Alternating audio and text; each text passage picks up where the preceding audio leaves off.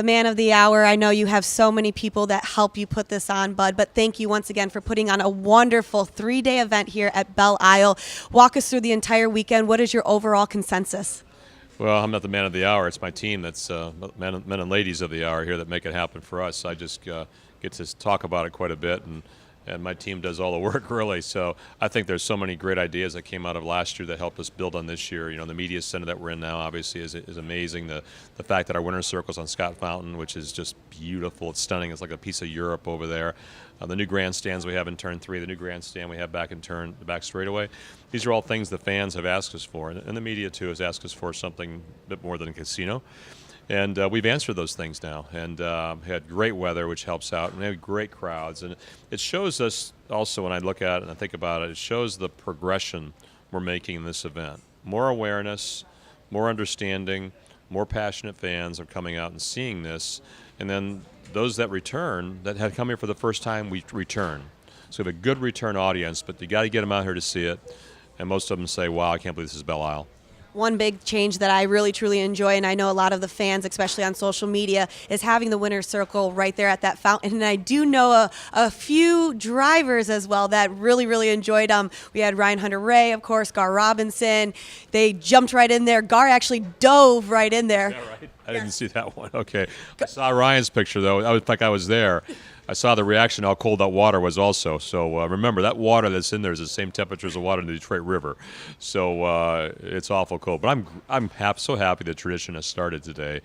It's a great tradition for us to have here, and a great way to celebrate the victories here on Belle Isle now. So that was pretty cool to do that. Going on traditions, is this going to be a continuous thing? Are we going to see this next year, 2 years, 3 years, 4 years, 5 years? What's the plan for the Detroit Grand Prix here at Belle Isle? Well, our contract with the state runs out. This has run out this year.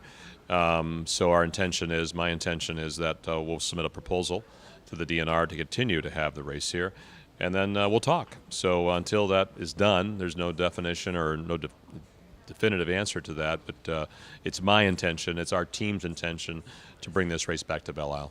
Perfect. And going off the weather, we actually had a pretty decent weather for what it was. Hot, cold, a little bit of rain, but everything worked out. Obviously you were saying that the fan interaction, you're still going to get those numbers. Do you think the numbers have gone up from last year with the amount of fans that came through, even with the weather? I expect the numbers will be a bit up for sure.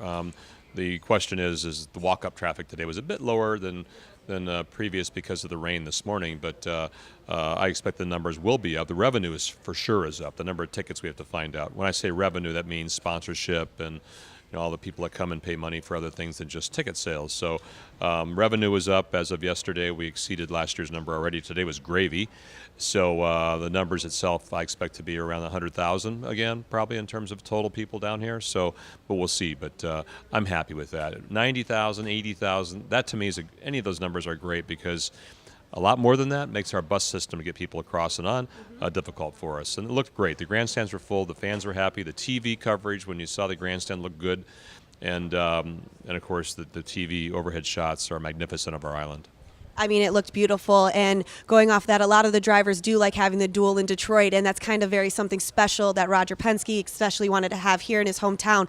Overall consensus from the fans as well that they do love SST trucks out here. So how do you feel about the SST trucks coming out, hitting those jumps on asphalt, and then especially Ari taking that win today for Lear Corporation? Well, Ari's win for Lear was great because they're our second largest sponsor, right? So Lear was happy. I was happy.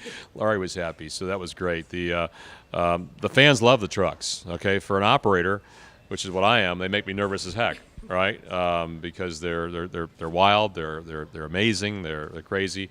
The fans love those things, right? I brought them here 4 or 5 years ago to create a younger demographic draw, the kids, right? And we see that, but the adults love it as much as the kids do.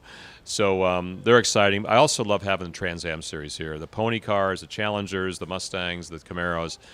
I love that series. I watched the whole thing today. I just love that old authentic racing of those pony cars. And of course, IMSA, the Sports Car Challenge, to have that back here too, and now Team Penske competing again, made it extra special for us because we finished second and third, which was great. And then of course the duel in Detroit will continue in our mind. If our event continues on Belle Isle, we'll continue to have those two races happen here as well.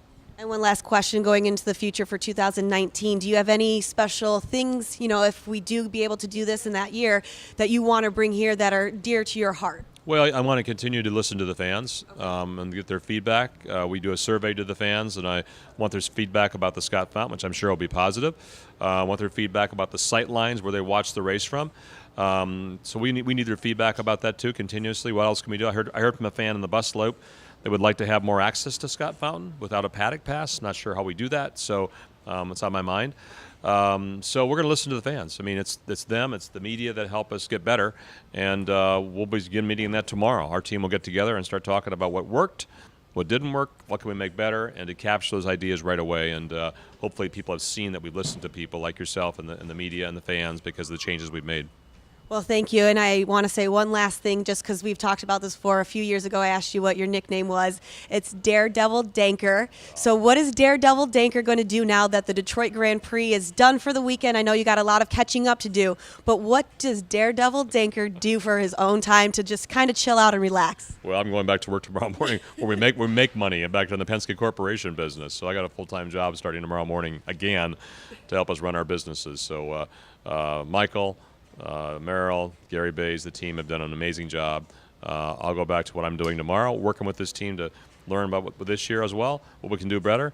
And then I'll also be starting with the DNR right away. I'll be meeting with the DNR here very shortly to talk about extending our relationship. So that's on my mind right now. That's the most important thing on my mind is getting the extension done. Perfect. Well, hopefully we can have that extension. Thank you so much for having me another year. Thank you to the Detroit Grand Prix, Belle Isle, IndyCar, everybody. It's a great event. I'm so thankful to be a part of this. Thank you once again for having it here for us. Thanks for being here. Appreciate it. Thank you all.